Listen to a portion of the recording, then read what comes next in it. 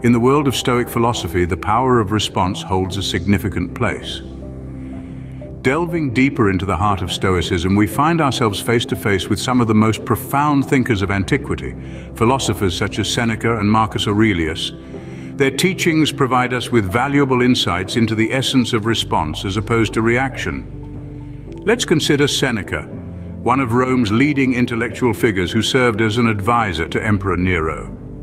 Despite the challenging circumstances and political intrigues he faced, Seneca always advocated for a measured response. He once said, "We suffer more often in imagination than in reality," highlighting how our reactions, driven by fear or anger, often exacerbate our perceived troubles.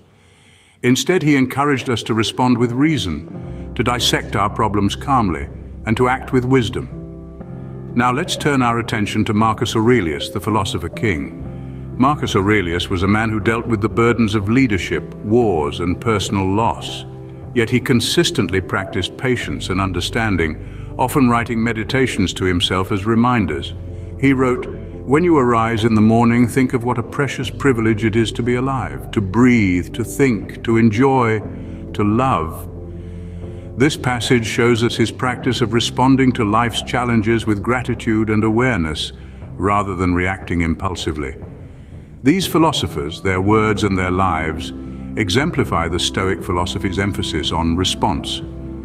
They teach us that our power lies not in controlling external events, but in choosing how to respond to them. To be impulsive, to react instantly, often leads to regret and further complications. But to respond, to take a moment to think, understand, and then act, that is where our true strength lies. As we navigate the rough seas of life, let's remember these teachings. Let's strive not to react, but to respond with understanding, patience, and wisdom. As Aurelius once said, "You have power over your mind, not outside events. Realize this and you will find strength." But how can we implement this Stoic response in our daily lives? The first step is to embrace mindfulness. This is the practice of being fully present and engaged with whatever we are doing at the moment, free from distraction or judgment. It's about noticing the world around you, your thoughts, your feelings, and your physical sensations without trying to change them. It's about becoming an observer of your own mind. In order to cultivate mindfulness, we can turn to meditation. Meditation is a powerful tool that helps us train our minds to focus and redirect our thoughts. It's like a gym for your mind, strengthening your ability to remain calm and focused even in the face of adversity. Just as we exercise our bodies to keep them healthy and strong, we need to exercise our minds to maintain mental fitness. But meditation is not the only tool at our disposal. The Stoics also practice something called negative visualization. This may sound counterintuitive, but bear with me. Negative visualization is the practice of imagining worst-case scenarios. The idea is not to dwell on these scenarios or become paranoid, but rather to use them as a way to prepare ourselves mentally for any potential hardships. Consider this: if we've already faced our worst fears in our minds, then we are less likely to be overwhelmed by them in real life. We've already practiced our response, and so we are better equipped to handle the situation with calm and poise.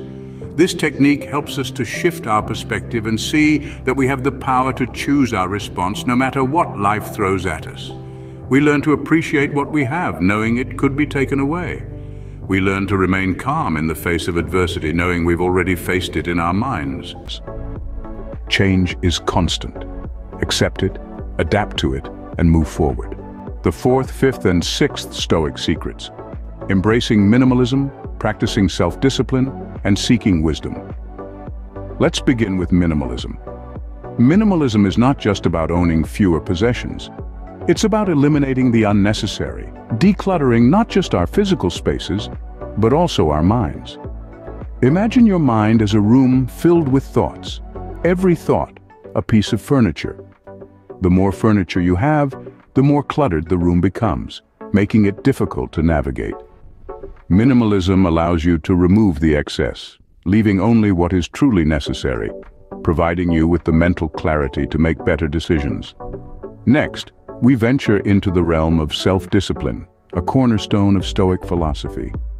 True self-discipline is not about punishing oneself or living a life devoid of pleasure. Rather, It's about understanding our impulses, reining in our desires, and making conscious choices.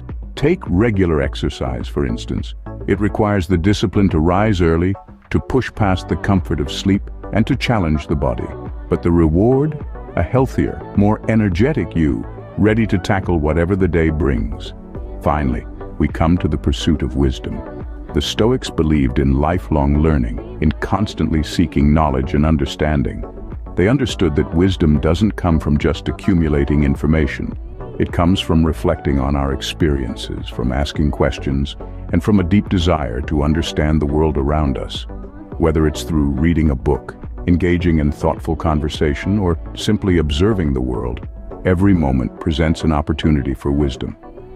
These three secrets, minimalism, self-discipline, and wisdom-seeking, are not isolated concepts. They intertwine and support each other in a harmonious dance of personal growth. Embracing minimalism clears the path for better self-discipline. Practicing self-discipline allows us to make more mindful decisions.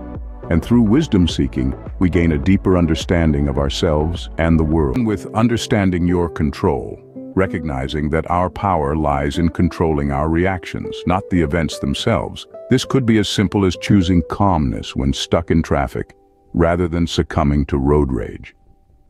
Next, we ventured into embracing negative emotions. Instead of avoiding discomfort, we can learn to accept it, to grow, and learn from it. This might mean acknowledging feelings of failure when a project doesn't go to plan, and using that experience to improve next time.